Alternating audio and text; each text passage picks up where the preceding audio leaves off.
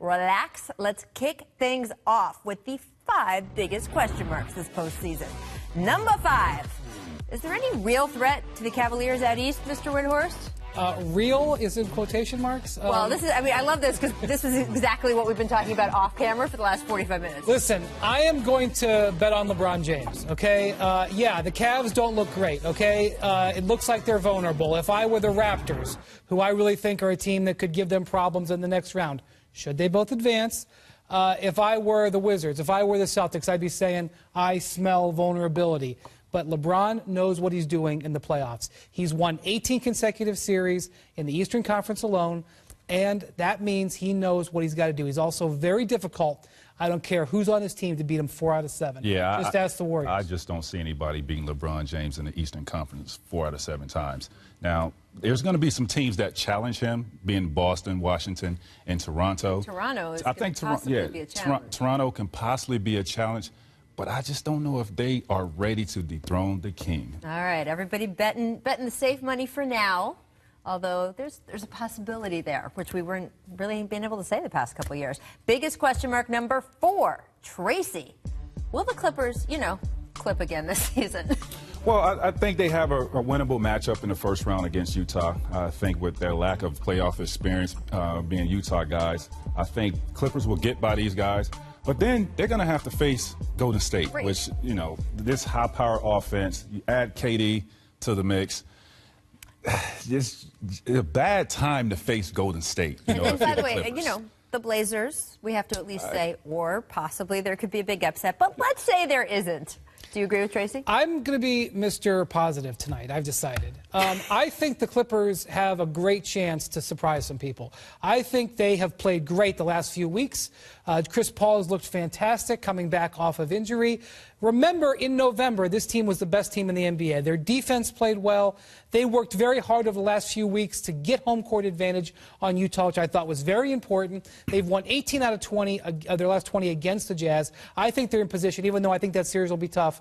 They advance and get their big shot at Golden State. I want to chime in on this because, yes, they have been playing well, and I like what I'm seeing for Blake Griffin. Like, I don't like the Blake Griffin that likes to stand out on the perimeter and shoot. Right. I like Blake being in the interior and being a brute and using his athleticism and his strength down there, putting pressure on the defense. And I need Chris Paul. When Blake was out, he was one of the best point guards in this league at distributing the ball, running, at having controlling pace, and scoring the ball. If he can combine that with Blake in there, I like him. But here's the problem, guys. The question was, are the Clippers going to clip again? Is this all going to happen again to the Clippers? It's kind of an unfair construction because Chris was out for a bunch of the season, because Blake was out, they fell down to that number 4 seed. What they were really hoping was to get the 2 or the 3 so that they wouldn't face, say, a Golden State until the Western Conference Finals. And even if they lost to them there in a hard-fought series, everybody could say, well, the franchise advanced, and these guys can really play together. Now, if they lose to, let's just say, Golden State in the second round, there's going to be all the alarm bells of, oh, see, these guys can't win, free agency for Blake Griffin, Doc can't coach this team, and it's really just a math issue, right, with their seeding. In fairness, we've been waiting for this series for a while. 2 years ago, they blew it against the Rockets. They had that series, they blew it. Last year, they had the injuries. The Warriors have owned them in the regular season. I mean, the Warriors have beaten them like a drum, okay? Yes. But let's just see them actually have their full team and see what happens. And if they get their tails handed to them and get their, and they go tail between the legs, then you can reevaluate. But let's see it. And I actually am a believer that the Clippers are going to do something that will get some attention in the next couple of weeks. I just think the timing's unfortunate because if the same exact series happens in the second round, people will be out for this team's head. And if that exact same series plays out the exact same way in the Western Conference Finals, everyone will be like, oh, see. You're right, but you can either beat the champs or you can't. Right. Which, you're supposed to be able to beat them. They're not the champs right now, though. Well, they're the champs of the West. Just saying. Number 3, Brian, how many games can Russell Westbrook win by himself? Rachel, that question makes it sound like the only way that they're going to win is if Russell Westbrook wins by himself. I don't think that's fair to the Thunder. I feel like they have some good players. The one thing that we saw in the playoffs last year was their size was a real advantage. Steven Adams and Enes Kanter did some damage last year. Now they have Taj Gibson. The Rockets are a very talented team, but the Thunder are more than just Russell Westbrook. I know you're asking for a number. I think this series gets interesting for sure. Yes, it is going to be This interesting. would be the most fun Come on, how first many round games? series, right? How many games, Brian? I mean, I think at least it's going 6 for sure. All right, so Russ can get you 2 games. The Thunder will win 2 games. You like this series, right? I love this series. I love it because of the storylines with, 2 MVP candidates, and then you have Russell against Patrick Beverly, who's a feisty Oh, man, point that's guard. must-see That TV matchup, right I there. can't wait to see that.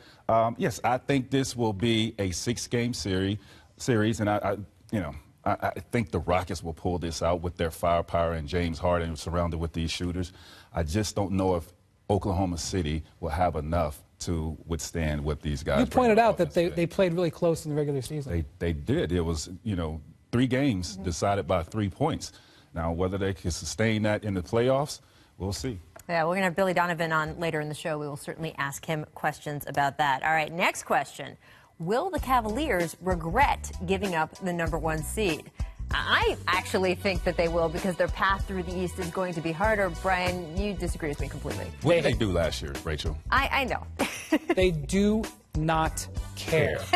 Say it again. 3rd seed, 4th seed, 12th seed. They're going to care if they get bounced out. I agree, but that will not be the real. I mean, Rachel, you're right. You can build a case. You can explain the history. They just don't care. In fact, the way they won in Boston 2 weeks ago, where they blew the Celtics out on their home court despite not having Tristan Thompson, that actually hurt them because they were like, why do we even have to worry about seeding when we know we can beat this team anytime we want? I think the overall seeding can possibly be hurtful for this team. See, that's what I think. Yes, the overall seeding, not in Not the the Eastern seventh, Conference. well. I don't think, again, I don't think anybody in the Eastern Conference can beat these guys in a 7-game series. LeBron James can go anywhere in the Eastern Conference and win a game. Yes, well, that's the thing. I'm not worried about where Game 7 of any particular series is. If they get to the Eastern Conference Finals and the Celtics are the ones there and they're playing Game 7 in the Garden, we have seen LeBron win some Absolutely. very big games in the Yes. Garden. I am not worried about that for them. What I do think is going to be a problem is the road they have set themselves up to get there is now harder. It Yes. just is, and that might come back to bite them. I do not think getting Toronto in the 2nd round is a good development, and that is Right. what happened. Well, if everybody advances, asterisk. I think I respect the Milwaukee Bucks. I respect the I Indiana think Pacers. you have to knock LeBron off. Your best players have to be great, and then you have to have your other guys.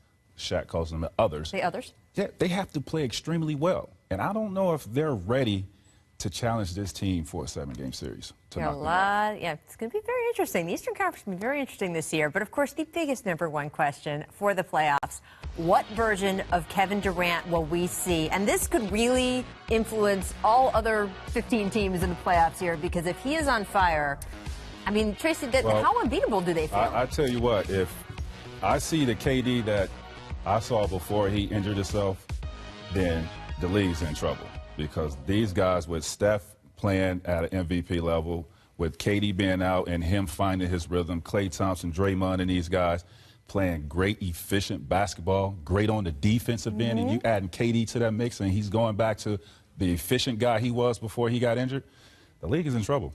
You never know what can change for a team. The injury seemed like it was devastating for the Warriors, but they played so well without him, and they integrate him back, and it's like all systems go. They're very impressive. And I think Durant, especially as he gets his legs underneath him as it goes on, is going to be better. But I'll say this. If they get to the finals, and if it's the Cavs, if we get the rubber match between the teams, LeBron generally has owned Kevin Durant in his career. Who has not had Steph Curry For sure. and Klay For Thompson sure. and Draymond Green When behind you say him? own him, you mean in victories, because KD is average 30. It's an absolutely lopsided, the head-to-head is lopsided starting in the 2012 finals. So, now you're right. When LeBron has to deal with all those guys, maybe it won't matter. But I think Kevin's like, oh, wait, by the way, this time I'm bringing my friends. that's true. I mean, and I think Kevin would love to be got able great to friends that he's bringing to the party. And I think Kevin would love to be able to settle the score. And I think LeBron would look forward to saying, let's see how you do, heads up. And look, here's what's interesting. We saw Steph Curry come back from an injury in last year's playoffs, and he was never quite himself, right? Kevin Durant has had a history, where, as Young pointed out, of coming back from injuries and being exactly himself. His timing and rhythm doesn't really depend on having played a bunch of games in a row. And he just had a month off if we're having I will these say rest this, conversations. his struggles from the outside implies that his legs aren't quite underneath him. You had leg injuries in your career. Well, I told you guys it's going to take him a few games to get his legs under him, and it's showing since he's been back. He doesn't look bad. No, he doesn't No, he look doesn't. bad. That's true. But he doesn't look like KD. What I'm used to seeing. What we're used to. Looks pretty good. Looks pretty good.